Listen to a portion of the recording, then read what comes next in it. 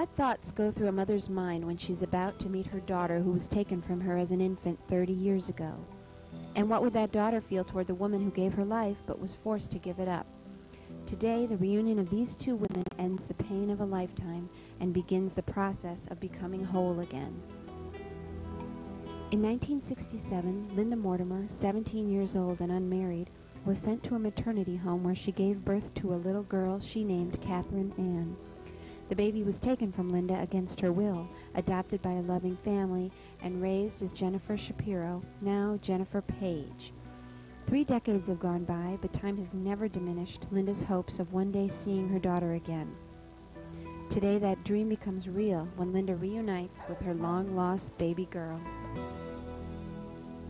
My name is Linda Rose, Linda Mortimer Rose, and I'm a birth parent from 1966. My name is Jennifer Lynn Page, formerly Jennifer Lynn Shapiro. I was born in July of 1966. I haven't seen her since she was 6 days old, when she was taken from me. We are standing here in Southern California in a little town called West Hills. Who lives here now in the house behind me is my mother and father, Roz and Phil Shapiro, myself, and my daughter Felicia, who's 11 and a half years old. I'm in Tennessee. I've been here for 25 years, and this is my home. This is the home God gave me. and this is where she's coming. Today I see her, and I see my granddaughter, and I see my smile and my mother's smile, and I see that there's something bigger than crisis. There's something bigger than heartache, and that's how wonderful the other side of an answered prayer is. My daughter is a product of a first love. When I was younger, a lot younger, a teenager, I met Chris. We were together for like 2 years, dating and, you know, phone calling and meeting in the street and everything, you know, and one thing led to another, and, you know, the inevitable happened, and we were pregnant. I just turned 17, and Chris was about to be 16. And when the parents found out, it went like burning rice paper. Things happened quickly and terribly and totally misconstrued. I'd lost my mom when I was 15, right when I met Chris, and he was there for me. I got sent away to an unwed mother's home, you know, because back then you were called a bad girl, and your children were called illegitimate and bastards. So, whoosh, I got taken, locked up, and happened to Chris. And there I was for 4 months. In my mind, I was going home. What it took, I was going home. The morning I went into labor, I got handed a $5 bill and put in a taxi cab on a loading dock and sent over the bridge in D.C. to a hospital where I was in labor from 7:30 that morning till 11:15 that night, when out came this huge, beautiful child. When I opened my daughter's hands, and they were my hands, and she had the crooked little fingers, and she was just perfect from head to toe, and she's mine. I had her christened when she was 4 days old. I got to feed her. I got to rock her at night. And then came day 6. This lady came in the room and took my daughter. And not answering me. What are you doing? Where are you going? And shut the door. And I couldn't get out. And I just remember from that moment on, my life's not been the same. I remember signing those damn papers, and I was forced to do so. I don't remember a lot after that, other than my brother picking me up and telling me from this day forward, we're not talking about this. And that wasn't his thing, that was just a message from my father. And I think right that moment, I know this sort of sounds like a trite statement, but right that moment, a hippie was born.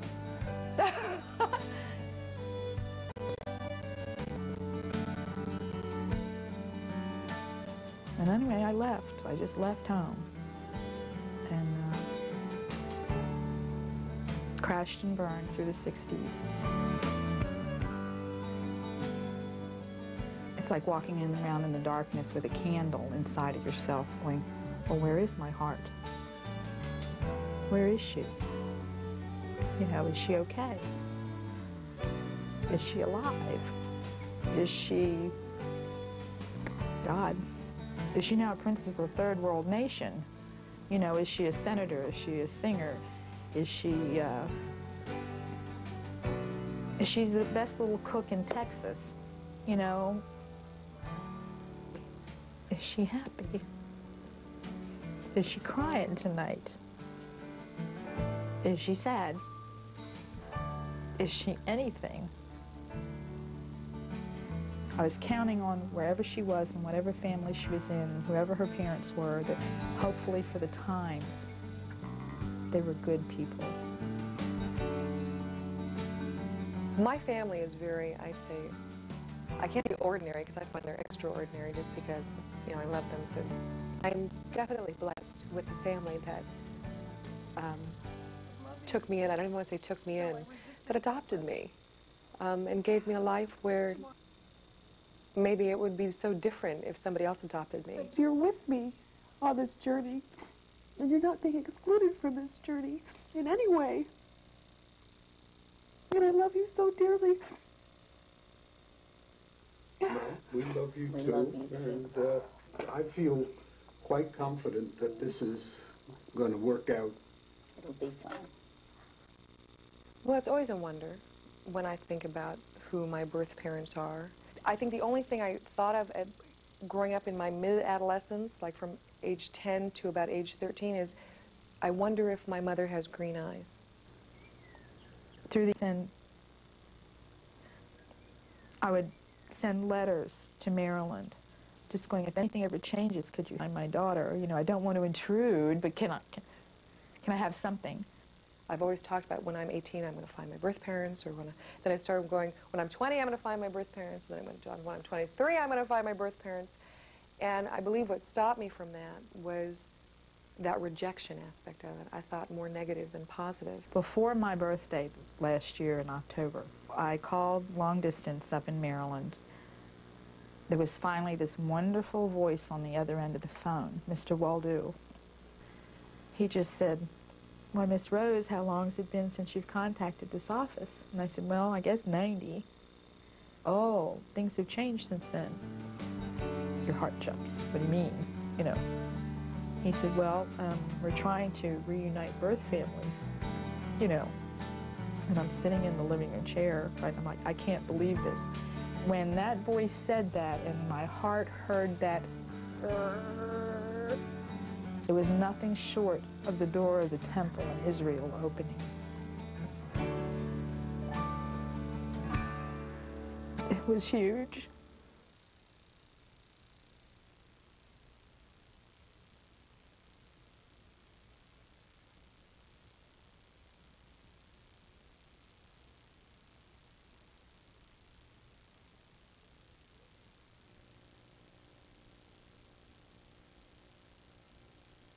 On a Thursday night, I came home and, got my, and there's an envelope, the seal of Prince George's County Services, Maryland, and the name Donna Poole. Finally got a hold of her on Tuesday morning, which is March 10th, a very special day. I'm sitting in my strata lounge on March 10th, and I'm all by myself. Donna Poole said, "I'll call Linda, and then I'll call you back with her number." The phone rings. And Donna Poole says, "I want you to stay off the phone because within 10 minutes, your daughter's going to be calling you." I have Linda Rose and her number right in front of me, and it was like, okay, what do I do? Oh my God, I'm holding this. What am I going to do? And I immediately called my best friend. I can't remember what I said, but it was something like, "Get over here, my daughter's calling." And I'm like thinking, I'm so concerned with what are we going to discuss, And it just blew my mind away that I even had that thought, because what are we not going to discuss? I don't remember thinking about what am I going to say, what is she, I don't remember thinking anything. And I just said to myself, just throw the hat over the wall and just call the number. And then the phone rang. I didn't know if I could answer it. And I could hear myself screaming, pick the phone up! I heard her voice, and it was like the most new, familiar. It was like a sense of familiarity because it's my mom, but so strange to hear it for the first time. And this lovely, mature voice, very personal. Is this Linda? May I speak to Linda? She said, this is Linda. Well, my name is Jennifer Lynn Page, and I'm your, and I said, you're my daughter. As she was talking to me, she was telling me in this one sentence of saying, I never wanted to give you up for adoption. I was forced to do it. And we went everywhere for 3 hours. And it was like your heart that was just dry and barren in the desert was just filling and filling and filling and filling and filling and pumping and healthy and wonderful and whole. My daughter has the same hands that I do. They're like identical. And because our pinkies turn in, just right there, they kind of just turn in at the first digit. And I just went, oh my God, do I have my mom's hands? So without even telling her the whole story, she said, are your pinkies crooked? And I'm like, yeah. She said, those are mine. You got those from me. She wanted to know me. She wanted to see me. She was like overwhelmed with my complete acceptance. I'm ready. Let's reunite. And then she sent me the most priceless thing. Here's a woman that didn't experience anything of me and has been wondering of me all my life. And I opened the book. I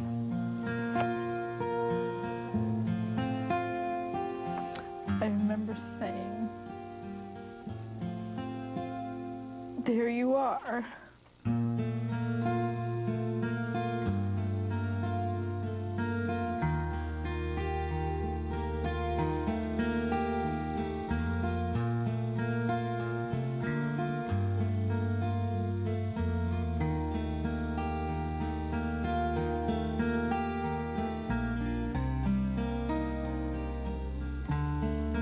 I do not have to spend the rest of my life not whole. And I don't care if she chooses to live in Tibet the rest of her life. I know where she is. I know she's fine. I know she knows me. I know she knows who she is. And by God, there's phone lines in Tibet, and I can always say, hey, baby, how are you? And I will know she's okay. And that's happening today, and I cannot wait.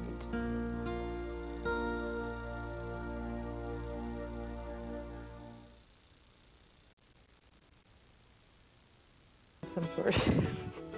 So, and that signifies her life through the movie The Color Purple. This is my cousin Chris. Hi, This is your cousin. You're going to meet her soon.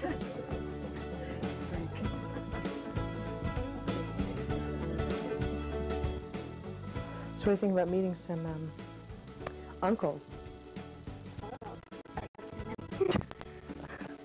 I'm trying to curl my hair and I can't see a damn thing. I'm doing this in Braille. Have a layover in Chicago, and then our last leg to Knoxville is going to be tormenting.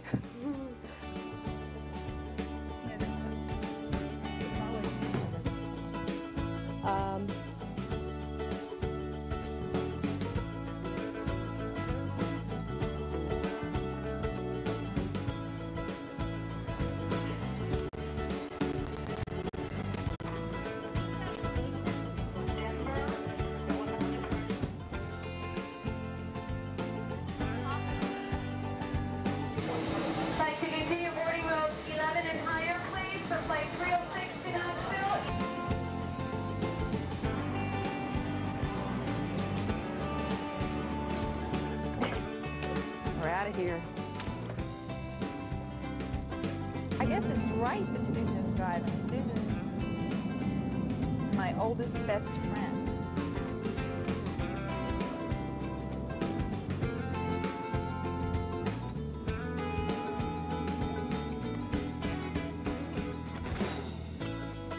My son, Luke.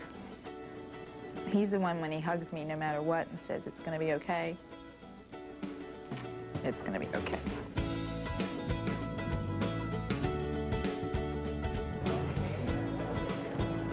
Did you do that? Yeah, we're waiting on Bobby. We're not going anywhere without him. He's what's making me physically stand today.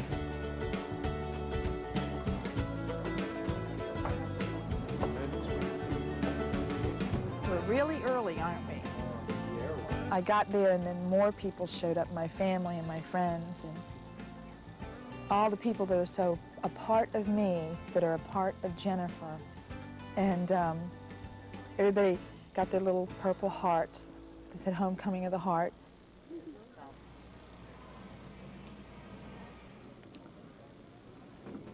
Yes. Yes. United Flight 306 from Chicago has been... Hot damn!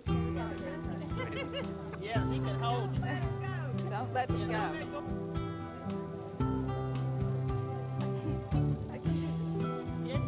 Allie, and I can...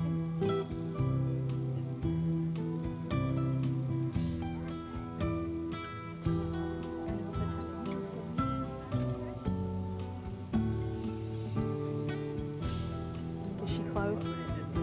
Yeah, we've been waiting on you.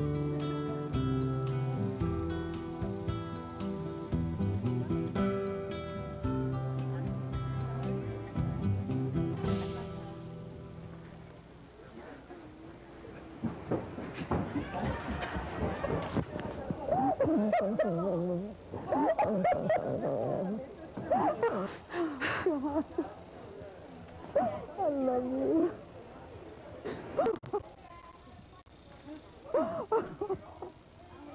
I love you so much. You're beautiful.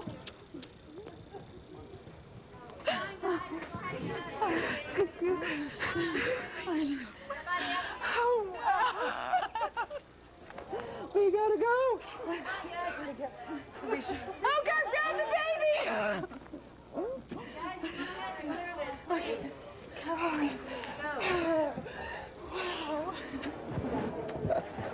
Time just stopped. It was like non-existent.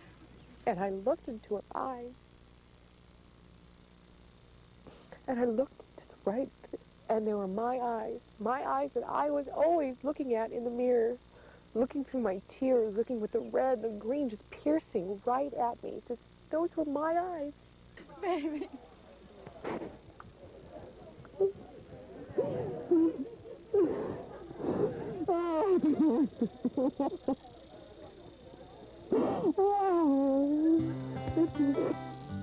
And at that moment, it was like, I finally did it.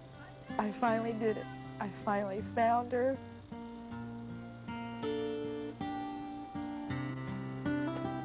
I was finally strong enough to get her, and I had her.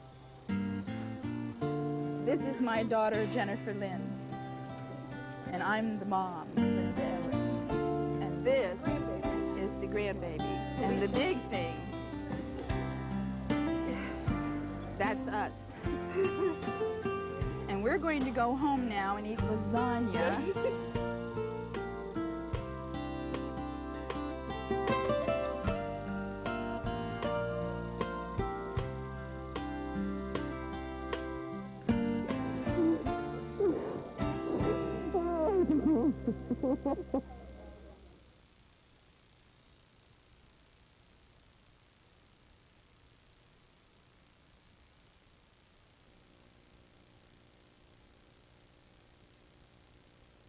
The eyes that I saw when I pulled back and I could finally see at the airport were the same two little eyes for 6 days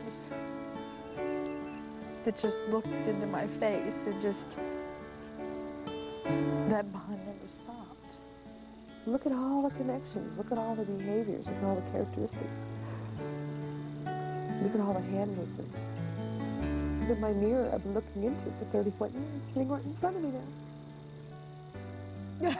I want to remember that day. You know, I want to remember those 6 days. That's like so... I wouldn't have, because I rolled you all over the place a lot. I want to close my eyes and think, God, I want to remember that so bad. I want to remember being there. I want to remember her holding me and loving me like that. Then I go, okay, well, I have that. I'm there. I knew what your eyes looked like. God, you don't know how many years I stripped mittens off of baby's hands.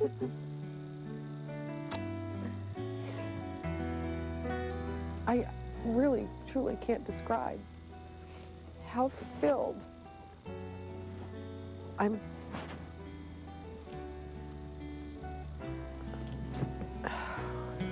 Just how filled, how complete this is. And to sit there and this thing just fits. It's just the same hand and the same lifeline. The words to describe this whole experience, there is, I don't think, any word that I've ever come close to. Bliss, elation. The rest of your life does include this. Definitely. Mm-hmm. There's no question about that. Not a creak, not a bend, not a sound out of you that I'm not going to be able to hear. The journey's over. And there's absolutely nothing else left to happen in my life. On earthly standards, I may not have much. Not to me. I have it all. I have it all.